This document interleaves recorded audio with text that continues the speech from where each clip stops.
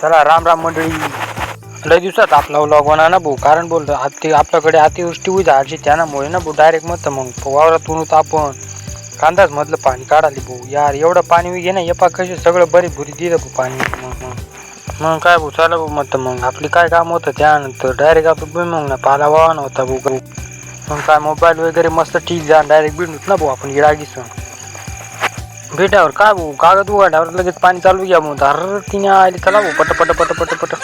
मग काय भाऊ पट पट फेकी द्या पाला नंतर त्यानंतर डायरेक्ट आपलं तुफान काढ ना भाऊ डायरेक्ट कुठे बाहेर निघ जावं नव्हतं थोडंसं. तुफान नावाचं कसं खतरनाक गिरा तुफानपेक्षा भाऊ इथे इतका चिखल होता ना मग जर का पडून ना भाऊ डायरेक्ट गटर बिटर ना पडेल.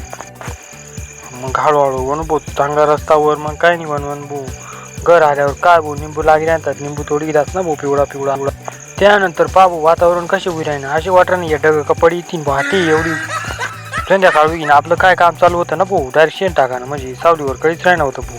नंतर इकडे तर कालता पाहिजे तेवढ्याच वरताचं पाहिजे बाबू इथे तर लईच खतरनाक दिशी राहतं भाऊ. त्यानंतर मग भाऊ चला भाऊ आपल्या गवताळ फेक घेणं पडे उपटी उपटी सण पहिले चला भाऊ गवताळ फेक घेऊ संध्याकाळ होई आज नवलं की ते चेंज करू. चला मग भेटूया नवीन ब्लॉग मध्ये.